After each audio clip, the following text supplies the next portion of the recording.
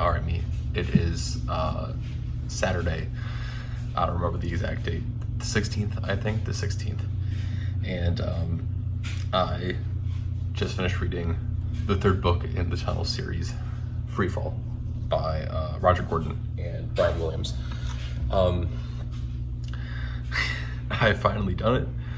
This is the book that I've probably owned the longest that I have not read. I think I mentioned this in the very first for Tunnels, but my older sibling got this book for me in like 2011 maybe, and they got it for me because I was basically just staring at the second book while we were in the library because I just don't want to be there and I just needed to daydream about something. So I just had the book open and was just staring at it. My older sibling then got me this book for my birthday or Christmas or something, and then I never read it because I had never read the first two books, and then I just never got around to it. But I've done it. It's been 13, 14, 15 years maybe, and I have finally read this book. So that's exciting. The book itself, I'm gonna say that's probably it's been my favorite to read so far out of the series. However, I think it still leaves a lot to be desired, and we just get some kind of weird things kind of thrown in there. Right, my consistent ongoing issue with the series so far has been that there are a couple of very interesting characters, and the style that this has been written in is that we've been switching which character we're following, switching which inner thoughts that we have and everything. And unfortunately, the least interesting of the characters and the most annoying characters to read are the ones that we spend the vast majority of our time with, right? We spend it mostly with Will, we spend it mostly with Dr. Burroughs. My washer's also running, so that might go off here in a second. But right, that's what we're spending, the vast majority of this time book, 70% of the book. Which is a shame because you have a number of other characters that are just way more interesting to read and are just, I think, written and have much more interesting stories that I would like to see more of, right? Because you have right, the small portions that we get that are from Celia Burroughs, who is Will's adoptive mom, are fantastic pieces, and they're wonderful pieces, and they're we really get to see a character that has been transformed, and this own internal struggle that they're dealing with, of having to deal with something that they didn't want to deal with. And it's interesting, and it's funny, and it's just so much better to read. But we only get her perspective for like half a chapter at a time, and even then it's only I think 5 sections in this book that we really get to see Celia Burroughs' viewpoint, which is a shame because that's a really good character. The same thing with Chester, right? I made a prediction. I didn't make it on camera, but one of the predictions that I made about the series was that we were going to have basically 6 characters that show up in every book, right? Or a number of continuing characters that either appeared from the very first book or the second book, right, throughout the whole series. And I was going to be the Burroughs family, the 4 of them: Rebecca, Will, the Doc, and Celia, Chester, and then from the second book, Drake and Elliot, right? And I was expecting that we were going to see all of these characters throughout every single book. The problem with that is, and the thing that like I looked at kind of like the back covers of the other books that I have, is that the one person who's not mentioned in these things is Chester, and Chester Rawls is by far the most interesting character, right? And because it is a character that has this whole situation of he's dealing with something that he didn't want to deal with in the first place, right? He doesn't want to be here. He had no desire to be here, right? He was effectively forced along in all of this, and is now dealing with all of this. But has also become very quickly the most well adapted to all the situations that they're following along with, right? And right, that him as a character is you know, it's a little, certainly it's a little cheesy and a little corny that like, oh, you know, this character that doesn't want to be here and has no interest in being here is also the best person for the job, right? You know, but in a way, right, that's still a very, very fascinating piece, right? Especially when you start to look at, oh, you know, all these relationships that he's building and all these other things, and you know, his relationship with Elliot was very interesting. His relationship with Will was very interesting, and all of these things, right, have been building up to a very, very fascinating character.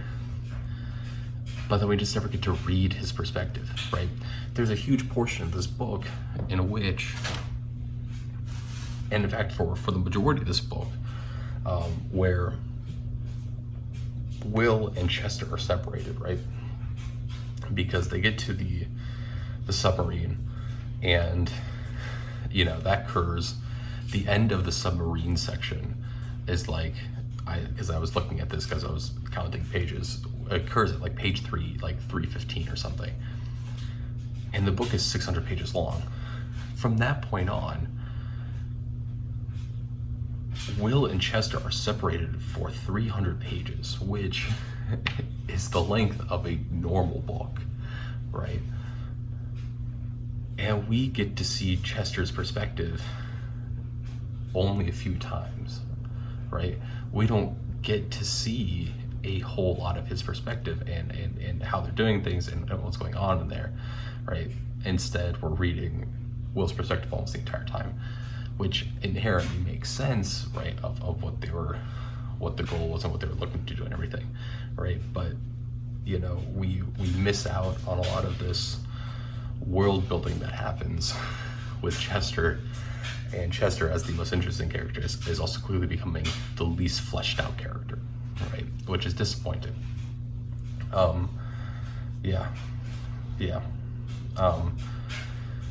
God. I think the other thing that slightly annoys me with some of the decisions that have been made, right, is that you go from in the first book and the second book, it's built up with this sense of about the renegade faction, right, of who, you know, Sarah Jerome, who is Will's birth mother, as well as Drake and Elliot, right? You get the sense that it's an incredibly small group of people that know about this and know about this duality and are working to stop it, right? You kind of get that sense throughout the entire first two books. But then all of a sudden we get into this third book, and Drake is on the surface, and Drake suddenly has 1 million contacts, and Drake is at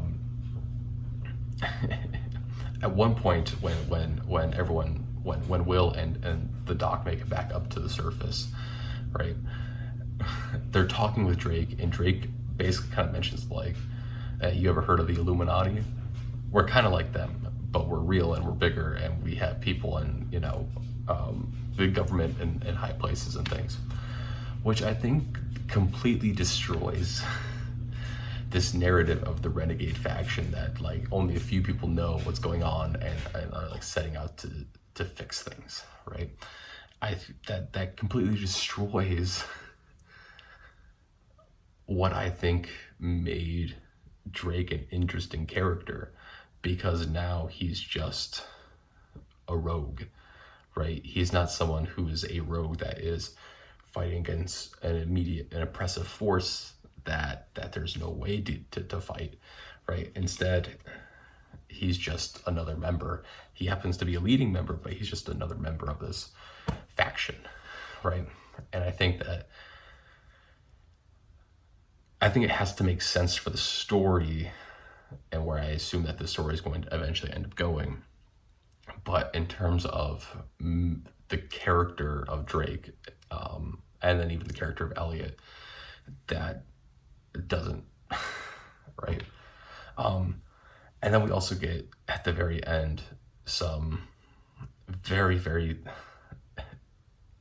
nonsensical kind of backtracking, in which all of a sudden we find out, it's implied, it's not directly told to us, but it's very heavily implied that it is Elliot's dad, who is also now a member of the Styx, that is also a renegade member. And so he's working both channels as well. But then you also have Elliot, where it's pretty integral to her character that she is, you know, half Styx, but then also that she hates that part of her life, and that's what drove her and has driven her to act and do the things that she does, right? But then we as the audience get the situational irony of, oh well, her dad, who she hates, is alive and well, but then also working to protect her and working to protect the world, right?